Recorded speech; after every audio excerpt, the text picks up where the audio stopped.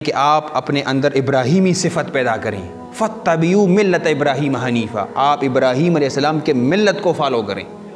ابراہیم علیہ السلام میں جو خوبیاں تھیں وہ ہمیں اپنے آپ میں لانی ہوں گی۔ اللہ تعالیٰ فرماتے ہیں ان ابراہیم لحلیم اواہ منیب، بے شک ابراہیم علیہ السلام نرم تھے، اندر سے ان کا دل نرم تھا، وہ اواہ تھے اور وہ منیب تھے، اللہ تعالیٰ کی طرف رجوع کرنے والے تھے۔ اس آیت کا سیاق و سباق سمجھنے کی ضرورت ہے۔ اس کا سیاق سباق کچھ یہ ہے کہ جب ملائکہ سیدنا ابراہیم علیہ السلام کے گھر تشریف لے آئے تو سیدنا ابراہیم علیہ السلام نے ان سے پوچھا کہ آپ مجھے بچے کی بشارت دے رہے ہیں کہ آپ کے ہاں ایک لڑکا پیدا ہوگا، اس کے علاوہ اور قال فما خطبکم ایھا المرسلون، اور کیا کام ہے، اور کس لیے آئے ہیں؟ تو انہوں نے یہ کہا کہ ہم جا رہے ہیں، دوسرا کام ہے کہ قوم لوط کو ہم نے تباہ کرنا ہے، وہاں ہم نے جانا ہے اور وہاں پر عذاب برپا کرنا ہے۔ تو جب سیدنا ابراہیم علیہ السلام نے یہ گفتگو سنی، دل والے تھے، بڑے پریشان ہوئے۔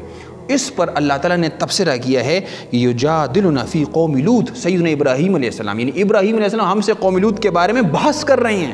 ابراہیم علیہ السلام چاہتے تھے کہ یہ بستی تباہ نہ ہو۔ دیکھیے، غور کریں، وہ ابراہیم علیہ السلام جس نے اللہ تعالیٰ کی مرضی کی خاطر، اللہ تعالیٰ نے حکم دیا کہ اپنے خاندان کو صحرا میں چھوڑ دو، تو صحرا میں انہوں نے اپنے بچوں کو چھوڑ دیا۔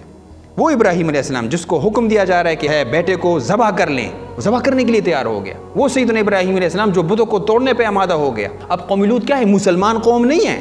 اللہ تعالیٰ نے ابراہیم علیہ السلام کے متعلق کہا کہ یہ ہم سے بحث کر رہے ہیں، ہم سے بات کر رہے ہیں کہ اس طرح نہ ہو۔ ابراہیم علیہ السلام بڑے افسردہ ہو گئے یہ سن کر، تو اس پر اللہ تعالیٰ گفتگو کر رہے ہیں کہ ان ابراہیم، بے شک ابراہیم علیہ السلام بڑے نرم دل تھے، حلم ان کے اندر تھا، بڑی نرمی تھی ان کے اندر، اور ان کے دل سے ایک آہ نکلتی تھی۔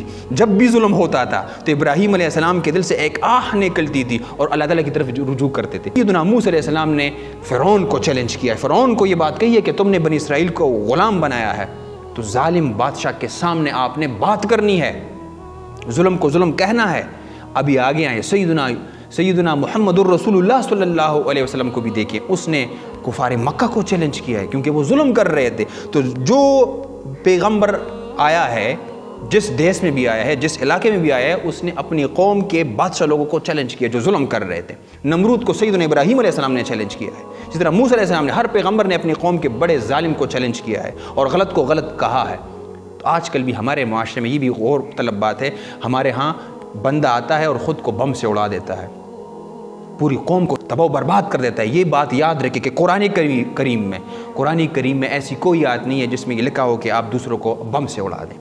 قرآن میں کوئی ایسی آیت نہیں ہے، حدیث ایسی کوئی نہیں ہے کہ آپ خود کو ختم کر کے دوسروں کو بھی ختم کر دیتے ہیں، یعنی بم سے آپ اپنے آپ کو اڑا دیتے ہیں۔ یہ بالکل اسلام کے خلاف ہے۔ میری علماء سے بھی یہ گزارش ہوگی، اور جتنے بھی حضرات ہیں جو ممبر پر آ کر گفتگو کرتے ہیں ان سے میری یہ درخواست ہوگی کہ وہ بولیں اس کے خلاف، وہ کہہ دیں کہ یہ بہت بڑا ظلم ہوا ہے، بہت بڑا ظلم ہوا ہے۔ اور دوسری بات، یہ بات اس میں کہ وہ قوم کافر قوم تھی، یہ مسلمان قوم مر رہی ہے، تو میں تو مسلمان ہوں، مجھے تو دکھ ہوگا۔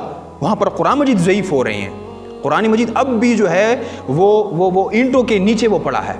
کتنی بے رحمی کے ساتھ انہوں نے قرآن مجید کو بھی شہید کیا ہے، میرے امت یعنی میری قوم کے پختون بھائیوں کو بھی شہید کیا ہے۔ جو اس کا تعلق چاہے کسی مذہب سے بھی ہو، آپ نے حلم اپنے اندر رکھنا۔ ابراہیم علیہ السلام حلیم تھے، ابراہیم علیہ السلام اواہ تھے، ابراہیم علیہ السلام منیب تھے، اور ہمیں کہا جا رہا ہے کہ آپ اس کی ملت کی اتباع کریں۔ ابراہیم علیہ السلام جب اس نے یہ دیکھا کہ کافر قوم مر رہی ہے، خفا ہو رہے ہیں، ہمیں بھی خفا ہونا چاہیے۔ یعنی اسلام کا جو پیغام ہے اس میں عالمگیریت ہے، عالمگیر پیغام ہے۔ جب میں ادھر منہ کر کے کہتا ہوں السلام علیکم ورحمۃ اللہ، جب میں ادھر منہ کر کے کہتا ہوں السلام علیکم ورحمۃ اللہ، میرے وجود سے، میرے لفظوں سے، میرے کردار سے دنیا کے اس پار بھی سلامتی، اور میرے وجود سے، میرے کردار سے دنیا کے اس پار بھی سلامتی۔ یہ ہے اسلام۔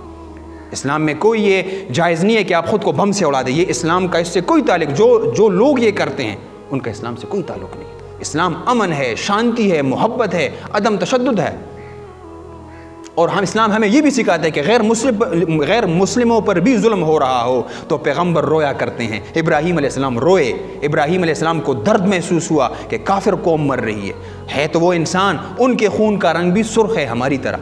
یہ ہمارے مسلمان، اور یہ کون ہے؟ یہ جو میرے پڑوس میں یہ جو 100 جنازے نکلے ہیں، یہ جو 100 جنازے نکلے، پختون خون بہا ہے، آپ وہ دیکھیں، وہ کوئی دیکھ سکتا ہے؟ وہ جو 100 جنازے نکلے ہیں پختون قوم کے، میرے پڑوس میں ہے، تو میں کشمیر کو رو رہا ہوں، میں برما کو رو رہا ہوں، میں فلسطین کو رو رہا ہوں، میرے اپنے پختون بھائیوں کا خون بہایا جا رہا ہے۔ اور اسلام بھی یہ کہتا ہے کہ پڑوس کا زیادہ حق ہے۔ ان کے لیے آواز اٹھانی چاہیے، جو ظالم ہے اس کے خلاف بولنا چاہیے۔ ادھر میرے اپنے پڑوس میں کیا ہو رہا ہے، میرے اپنے صاحب مجھے مارا جا رہا ہے، تو اگر یہ لوگ زندہ ہوں گے، میں زندہ ہوں گا، تبھی ہم یہ گفتگو ہوگی، تبھی یہ ممبر ہوگا نا، تبھی یہ مسجد ہوگی نا۔ مسجد لوگوں سے آباد ہوتی، مسجدوں کو شہید کیا جا رہا ہے۔ جب میرے مسجد کے باسیوں کو شہید کیا جا رہا ہے، کن لوگوں کو میں دین کا پیغام دوں گا جب لوگ ہی نہیں رہیں گے؟ دین کا کام میں تبھی کر سکوں گا جب لوگ ہوں گے، جب مسجدیں ہوں گی، جب مدارس ہوں گے۔ تو یہ غور طلب بات ہے، ہمیں ظلم کو ظلم، وہ عاطف توقیر صاحب کہتے ہیں اب جو چپ رہا اسے بھی قاتل پکارا جائے، اسے بھی ظالم پکارا جائے۔ چپ رہنے سے کام نہیں چلے گا۔ آج یہ شہید ہوئے، کل کوئی اور شہید ہو جائے گا، کل کوئی اور بم دھماکہ ہوگا، اور اس طرح ہم مرتے رہیں گے۔ تو ہمیں ایک ہونا ہوگا اور ظلم کو ظلم ہم نے کہنا ہوگا، تبھی ہم جو ہے کامیاب کر سکتے۔ یہ پیغمبروں کا راستہ ہے، یہ سیدنا ابراہیم علیہ السلام کا راستہ ہے۔ تو اللہ تعالیٰ ہمارے اندر ابراہیمی صفت پیدا کرے۔ ابراہیم علیہ السلام دکھ میں ہیں، آج کل ہم دکھ میں ہے ہی نہیں، ہم کہتے ہیں بس ہو گیا تو ہو گیا۔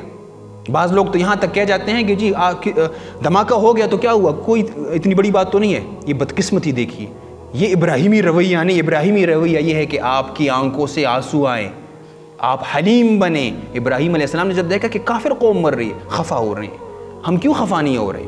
وہ کیا وجہ ہے؟ ہمارا ضمیر مر چکا ہے، تو اس ضمیر کو زندہ کرنا ہوگا اور آواز بلند کرنی ہوگی۔ اللہ تعالیٰ ہمارے خیبر پختونخوا کو، ہمارے اس وطن کو، ہمارے اس خوبصورت وطن کو امن کا گہوارہ بنائے، اور اللہ تعالیٰ ہمارے دلوں میں رسول اللہ صلی اللہ علیہ وسلم کی محبت پیدا کرے، اور اللہ تعالیٰ ہمارے دلوں میں قرآن مجید کا صحیح فہم ڈالے، اور اللہ تعالیٰ ہمیں یہ توفیق دے کہ ہم اس طرح حق بات کرتے رہیں۔ بارک اللہ لی ولکم فی القرآن الحکیم ونفعنی وإیاکم بالآیات وذکر الحکیم، آمین یا رب العالمین۔